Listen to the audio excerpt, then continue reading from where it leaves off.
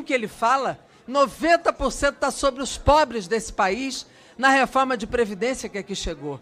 Ele que veio aqui explicar essa economia de 1 trilhão sobre o povo pobre desse país.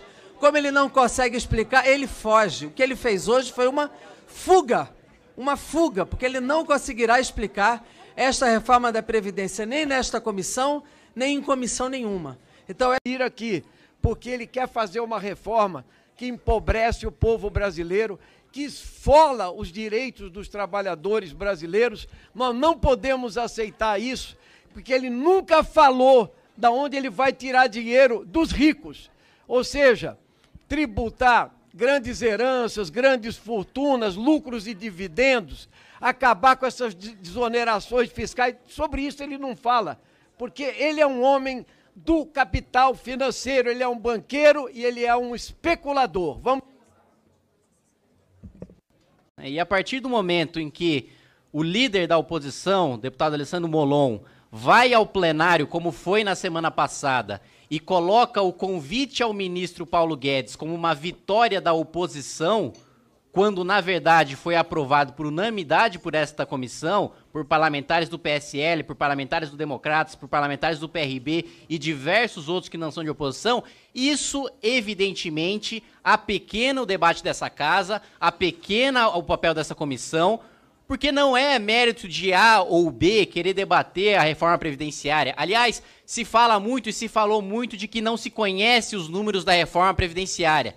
O que é engraçado, porque as mesmas pessoas que falam que não conhecem os números da reforma dizem que 90% da reforma vai ser paga pelos mais pobres. Ora, ou vocês não conhecem os números, ou 90% do prejuízo da reforma vai passar para os mais pobres.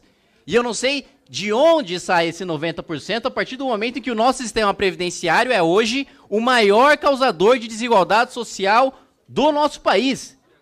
É o programa que hoje transfere dinheiro dos mais pobres, transfere dinheiro do cara que trabalha a vida inteira recebendo o salário mínimo, que vai se aposentar com o salário mínimo, para o servidor público federal, para nós parlamentares, para senadores.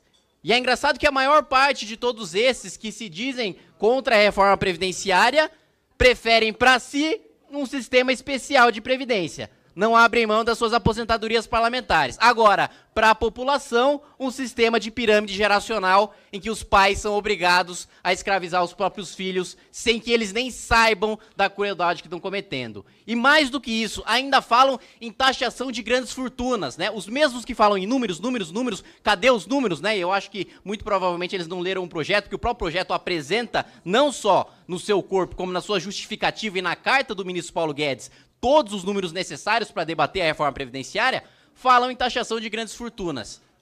Quanto a gente vai taxar? Quanto vai ser esse imposto de grandes fortunas? 10%, 20%, 30%? Vamos aprovar aqui o imposto de 100% sobre grandes fortunas? Vamos confiscar tudo que os mais ricos têm? Vamos pegar tudo que é negociado na Bolsa de Valores das maiores empresas da Bovespa. Vai dar ali mais ou menos 2 trilhões e 300 bilhões de reais. Dá para pagar cerca de 10 anos de rombo da Previdência. E depois? A gente vai taxar as grandes misérias? A gente vai tirar o dinheiro de onde? Não existe solução mágica, o problema está na despesa, o problema não está na receita. Como é que você consegue sustentar um sistema em que para cada aposentado você precisa de 5 trabalhadores? Como é que você sustenta um sistema em que para cada R$1 que vai para um trabalhador da iniciativa privada, R$9 vai para um beneficiário do sistema próprio, dos servidores públicos de previdência? É absolutamente insustentável e irracional defender uma matéria dessa. E outro ponto que também desperta curiosidade é que nenhum desses que combatem a reforma previdenciária apresentam alternativa. E não apresenta alternativa por uma razão muito clara. Existem só 3 alternativas à reforma previdenciária. E as 3 são extremamente prejudiciais para a população mais pobre. A primeira a gente conheceu muito bem nos anos 90 e até durante o governo Dilma, que é a inflação. Que é imprimir dinheiro para pagar a despesa previdenciária. E a gente já sabe muito bem que isso não deu certo, congelamento de preço, plano verão, plano... Para concluir, presidente. Plano verão, plano Collor,